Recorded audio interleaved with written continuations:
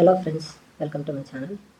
Today let's discuss about the price action. ఈ రోజు మనం 27th ఫిబ్రవరి ఫామ్ అయిన ప్రైస్ యాక్షన్ గురించి మాట్లాడుకుందాం. ఈ రోజు ఫామ్ అయిన ప్రైస్ యాక్షన్ గురించి మాట్లాడుకునే ముందు ముందుగా రీసెంట్గా ఫామ్ అయిన ప్రైస్ యాక్షన్ గురించి చాలా ఇంట్రెస్టింగ్ స్ట్రక్చర్ ఫామ్ అయింది.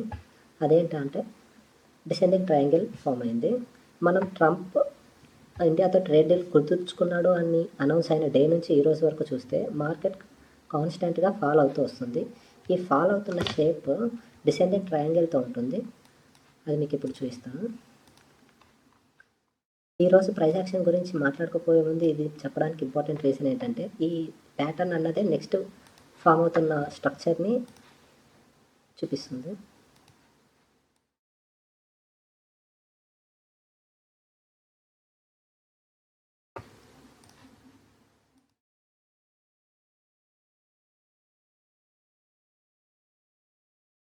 ఈరోజు చూసామంటే మనకి ఇప్పటి వరకు ఒక డిసెండింగ్ ట్రయాంగిల్ ప్యాటర్న్ అన్నది ఫామ్ అయి ఉంటుంది. ఇక్కడ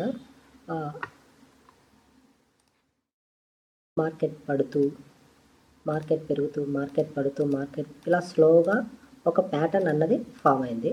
ఈ ప్యాటర్న్ ఈ డిసెండింగ్ ట్రయాంగిల్ ప్యాటర్న్ అన్నది ఎప్పుడైతే లోయర్ బేస్ ఫేమ్ అవుతుందో లోయర్ బేస్ అన్నది బ్రేక్ అవుతుందో అప్పుడు ఫర్దర్ ఫాల్ అన్నది ఇంటెన్సిఫై అవుతుంది. ఇక్కడ మనం చూసామంటే కాన్స్టెంట్గా హయ్యర్ హైస్ లోయర్ సేమ్ లో లోయర్ హైస్ అన్నది ఇక్కడ చాలా కాన్స్టెంట్గా ఫామ్ అవుతూ ఉంది. అదే ఈ రోజుకి వచ్చే ప్రైస్ యాక్షన్కి వస్తే నేను కూడా ఈరోజు ఈ లోయర్ బేస్ ఇంత త్వరగా బ్రేక్ అవుతుందని అనుకోలేదు. ఎందుకంటే నిన్న చూసుకుంటే మనకు ఎస్టర్డే ఇక్కడ 2 సార్లు రిజెక్ట్ అయింది డబుల్ టాప్లో.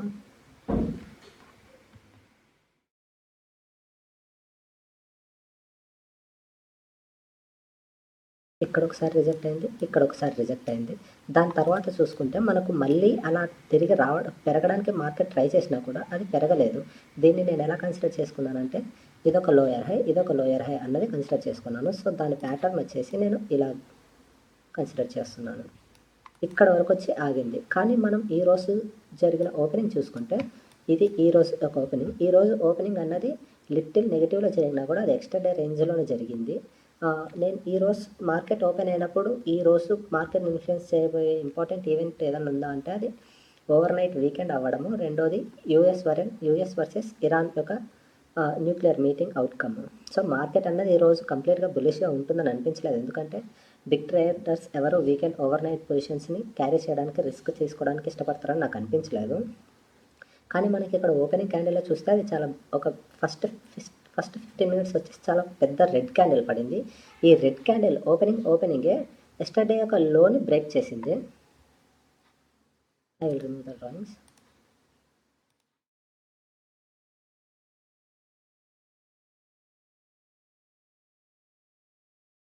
ఇది ఎస్టర్డే, అది ఓపెనింగే ఎస్టర్డే లోన్ బ్రేక్ చేయడంతో నాకు ఓపెనింగ్లోనే ఒక నెగిటివ్ వ్యూ వచ్చింది. ఓకే, ఈరోజు సంథింగ్ గోయింగ్ టు బి ఈ డిసెండింగ్ ట్రయాంగిల్ యొక్క బేస్ అనేది ఈరోజు డేంజర్లో ఉందనిపిస్తుంది.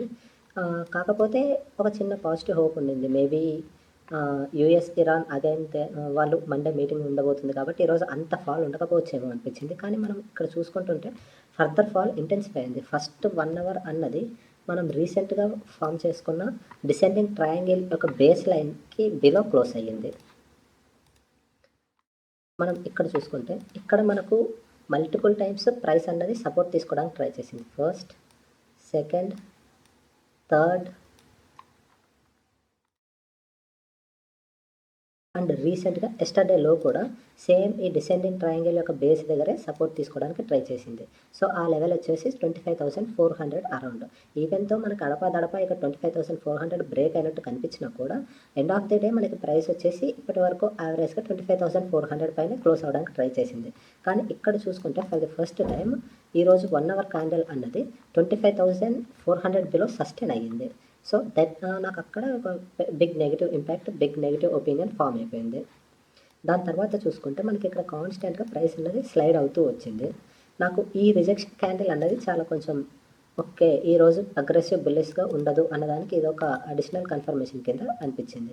ఈవెన్ దో నేను ఈరోజు ఫాల్‌ని ఎక్స్‌పెక్ట్ చేసినా కూడా, నాకున్న ఇంకొక పాజిటివ్ వ్యూ ఏంటంటే, అంత అగ్రెసివ్‌గా పడకపోవచ్చు అనుకోవడానికి ఇక్కడ మనం చూసుకున్నట్టయితే 200 DMA అన్నది ఈ వైలెట్ కలర్ లైన్‌లో ఉంటుంది.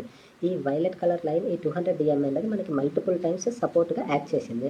సో, ఇక్కడ ఎస్పెషల్లీ ఈ 24th ఫిబ్రవరి ఎక్స్‌పైరీ డే రోజు మార్కెట్ ఆ 200 DMA బ్రేక్ అయినా కూడా క్లోజింగ్ మాత్రం అబోవ్ జరిగింది. ఇక్కడ నాకు బయింగ్ ఇంట్రెస్ట్ లిటిల్‌గా కనిపించింది. కానీ నాకు అప్పుడు ఒక ఒపీనియన్ ఉండింది. అది ఎక్స్‌పైరీ డే రిలేటెడ్ పుల్ బ్యాకా లేకపోతే రియల్‌గా బయింగ్ స్ట్రెంత్ అక్కడ కనిపించిందా అని.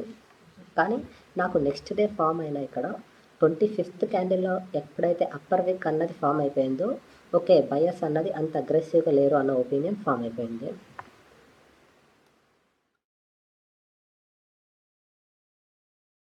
సో, మనకిక్కడ చాలా సేపు మార్కెట్ అన్నది 200 డే మూవింగ్ యావరేజ్ కింద సస్టైన్ అయింది. కానీ ఇక్కడ చూసుకుంటే ఈవెన్ సెకండ్ హాఫ్‌లోకి ఎంటర్ అయినా కూడా ఇంకా మార్కెట్ అన్నది నెగెటివ్‌గా లేదు. ఓకే. ఈరోజు అగ్రెసివ్‌గా పెరగకపోయినా కూడా అగ్రెసివ్‌గా ఫాల్ ఉండదేమో అన్న ఒక ఒపీనియన్ వచ్చింది. ఎప్పుడైతే ఈ 15 మినిట్స్ క్యాండిల్ అన్నది 9 EMA పైన సర్వైవ్ అయ్యిందో, సస్టైన్ అవ్వగలిగిందో, సో, ఈరోజు okay. Bulls are not going to lose. Okay. ఈరోజు కంప్లీట్ బేరిష్‌నెస్ ఉండదేమో అన్న ఒపీనియన్‌లోకే వచ్చాను. కానీ ఇమ్మీడియేట్‌గా చూసుకుంటే ఇక్కడి నుంచి నేను ఏం ఎక్స్‌పెక్ట్ చేశానంటే, ఇలా బ్రేక్ అయిన తర్వాత 9 EMA దగ్గర సపోర్ట్ తీసుకొని మళ్ళీ ఇలా సస్టైన్ అవ్వగలిగితే ఓవర్ నైట్‌లో వీకెండ్‌లో అంత భయపడాల్సింది ఏం లేదు అనిపించింది. కానీ ఇక్కడ మనం చూసుకున్నట్లయితే ఆ 9 EMA పైన క్లోజ్ అయినప్పటికీ నెక్స్ట్ క్యాండిల్ కూడా 9 EMA పైన క్లోజ్ అయింది. కానీ ఇక్కడి నుంచి సపోర్ట్ తీసుకొని ఒక బుల్లిష్ క్యాండిల్ అన్నది ఫామ్ అవ్వలేకపోయింది.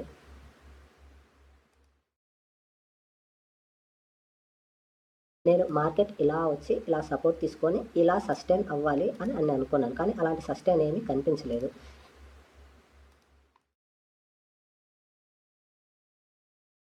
ఇమ్మీడియేట్‌గా ఎప్పుడైతే ఇలా మళ్ళీ ఇంకొక క్యాండిల్ వచ్చి 9 EMA కింద క్లోజ్ అయ్యి, మళ్ళీ ఇంకా అదే సేమ్ ఇక్కడ ఇంకో రిజెక్షన్ క్యాండిల్ ఎప్పుడైతే ఫామ్ అయిందో, ఓకే. ఈరోజు క్లోజింగ్ అన్నది డే లోస్‌లోనే ఉంటుంది అని అనిపించింది. కానీ అరౌండ్ మనకి 3:00 టైం వరకు కూడా ఈ ఈ ఇంట్రాడేలో ఫామ్ అయినలో ఇంకా బ్రేక్ అవ్వలేదు. సో, నేనేమనుకున్నానంటే అరౌండ్ 25,300 దగ్గర ఈరోజు సపోర్ట్ ఉండబోతుంది అని అనిపించింది.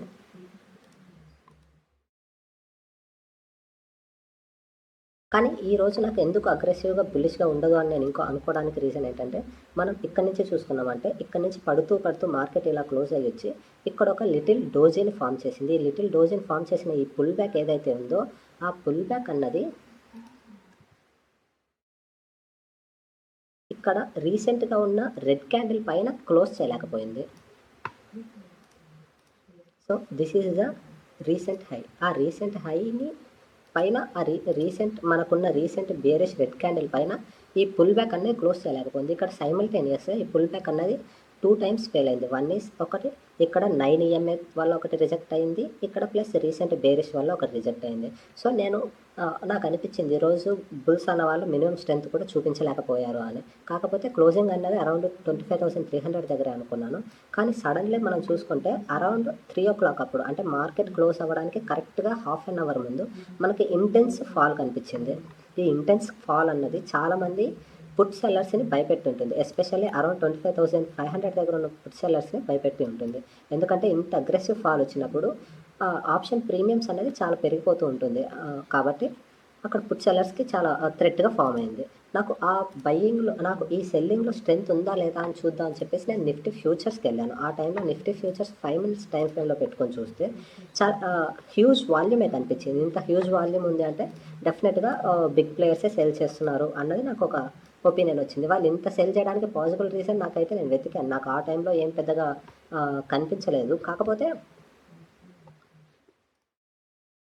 నాకు ఆ టైంలో పెద్దగా అంత అనిపించలేదు. కానీ ఆలోచిస్తే ఉన్న ఒకే ఒక నెగెటివ్ ఏంటంటే, వీకెండ్ ఓవర్ నైట్ వాళ్ళు పొజిషన్ రిస్క్ తీసుకోవద్దని అనుకుంటున్నారో అనిపించింది. వీకెండ్ ఓవర్ నైట్ అంత పెద్ద ఇష్యూ ఏముంది అంటే, US versus Iran nuclear meeting జరగబోతుంది. కానీ నాకు ఎస్టర్డే అనుకుంటాను. ఎస్టర్డేనే ఈరోజు పొద్దున్నే నేను చూసిన ఒక అప్డేట్ ఏంటంటే, ఇరాన్ వాళ్ళు మళ్ళీ యూఎస్‌తో మండే మీటింగ్‌కి యాక్సెప్ట్ చేశారని చదివాను. మరి మండే మీటింగ్‌కి యాక్సెప్ట్ చేసినప్పుడు యూఎస్‌కి ఇరాన్ని వీకెండ్లో అటాక్ చేయాల్సిన అవసరం ఏం లేదు అని నాకు అనిపించింది. కాకపోతే యూఎస్ వాళ్ళు ఎక్కడ మండే మీటింగ్ గురించి మాట్లాడినట్టు కూడా నాకు కనిపించలేదు. కాబట్టి మార్కెట్ అయితే ఓవర్ నైట్లో వీకెండ్ రిస్క్ ఎందుకు అనుకొని ఇంత హెవీ సెల్లింగ్ వచ్చింది అని అనిపించింది. ఇక్కడ ఇంకో ఇంపార్టెంట్ పాయింట్ మనం అబ్జర్వ్ చేయాల్సింది ఏంటంటే, ఈ రీసెంట్ డిసెండింగ్ ట్రయాంగిల్ ఏదైతే ఉందో అది బ్రేక్ అయ్యి క్లోజ్ అయింది. అదే కాదు, ఇన్ని రోజులు ప్రొటెక్ట్ చేస్తూ వచ్చిన 200 DMA కూడా బ్రేక్ అయ్యి క్లోజ్ అయింది.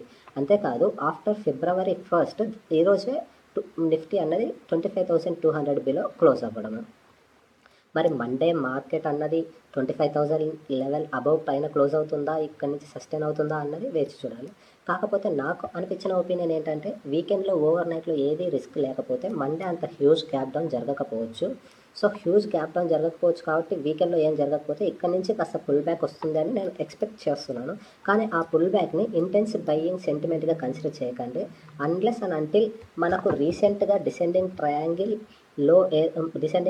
బేస్ ఏదైతే ఉందో 25,350 నుంచి 25,400 వరకు ఫామ్ అయిన ఈ 50 పాయింట్స్ సపోర్ట్ ఏదైతే ఉందో, ఈ 50 పాయింట్స్ సపోర్ట్ దాటి మార్కెట్ పైకి వెళ్ళకుండా నేనైతే అగ్రెసివ్గా బుల్లిష్ సైడ్ ఉండట్లేదు. ఈ 350 పాయింట్ అన్నది ఇన్ని రోజులు మనకి ఏదైతే సపోర్ట్గా కనిపించిందో అందుకని దాన్ని బ్లూ లైన్లో ఉంచాను. ఈరోజు ఆ సపోర్ట్ బ్రేక్ అయ్యింది కాబట్టి దాన్ని రెడ్ లైన్లో ఉంచుతున్నాను. కాకపోతే రేపు మార్కెట్ ఇలాంటి డిసెండింగ్ ట్రయాంగిల్ బ్రేక్ అయిన తర్వాత రీటెస్ట్ చేసే ప్రాబబిలిటీ ఉంటుంది. కాబట్టి సో ఇలా బ్రేక్ అయినా మళ్ళీ ఇలా రీటెస్ట్ చేయడానికి పెరిగిన ఆ రైస్ని కంప్లీట్ బుల్లిష్ సెంటిమెంట్గా కింద కన్సిడర్ చేయకుండా ఇక్కడ రీటెస్ట్ ఎలా జరుగుతుంది, బుల్స్ మళ్ళీ బియర్స్ చేతిలో ఓడిపోయి మళ్ళీ ఇలా డౌన్ సైడ్ ట్రాక్ తీసుకుంటుందా, ఒకవేళ తీసుకుంటే ఇక్కడ డబుల్ బాటమ్ ఫామ్ చేస్తుందా అన్నది చూసుకొని పొజిషన్స్ తీసుకుంటుంది. అలా కాకుండా వెళ్తే బిస్కెట్ అవుతాము.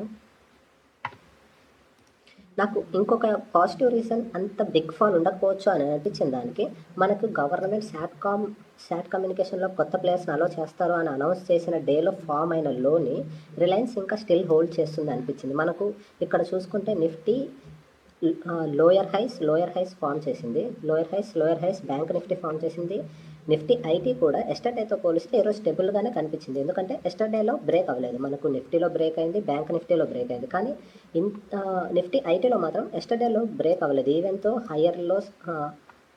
లోయర్ హైస్ ఫామ్ అయినా కూడా లోయర్లో అన్నది నాకు నిఫ్టీలో కనిపించలేదు, లోయర్లో అన్నది నాకు రిలయన్స్లో కనిపించలేదు. ఇవి రెండు కూడా హెవీ వెయిటేజెసే కాబట్టి నిఫ్టీలో అవి సపోర్ట్ ఇస్తాయి అని అనుకుంటున్నాను నేను మండే. పైగా ఈ బ్రాడర్ సెల్ ఆఫ్ కూడా కాస్త వెయిటేజ్ నేను ఇవ్వడానికి రీజన్ ఏంటంటే, నాకు ఓవరాల్గా మార్కెట్లో ఆ లాస్ట్ 30 మినిట్స్లో బ్రాడర్ సెల్ ఆఫ్ కనిపించింది, ఏదో ఒక్క సెక్టార్లో సెల్ ఆఫ్ కాకుండా. సో యాజ్ ఆఫ్ నౌ నేనైతే ఓవర్ నైట్లో ఏదో పెద్ద నెగిటివ్ ఈవెంట్ జరుగుతుందని నేను అనుకోవట్లేదు. అన్లెస్ యూఎస్ వాళ్ళు ఇరాన్ అటాక్ చేస్తే తప్ప నుంచి అంత తొందరగా అటాక్ చేస్తారనుకుని నేను అనుకోవట్లేదు. అటాక్ చేయకపోతే మండే ఓపెనింగ్ అన్నది అంత నెగిటివ్గా ఉండకపోవచ్చు. ఇంత సివియర్ ఫాల్ ఈరోజు చూసినంత సివియర్ ఫాల్ అన్నది మనకి మండే జరగకపోవచ్చు అని నేను అనుకుంటున్నాను. అలా అని చెప్పేసి పెరుగుతుందని కాదు, పడుతుందని కాదు దాని మీనింగ్. అది జస్ట్ నా ఒపీనియన్ మాత్రమే. Okay friends, thank you so much, bye.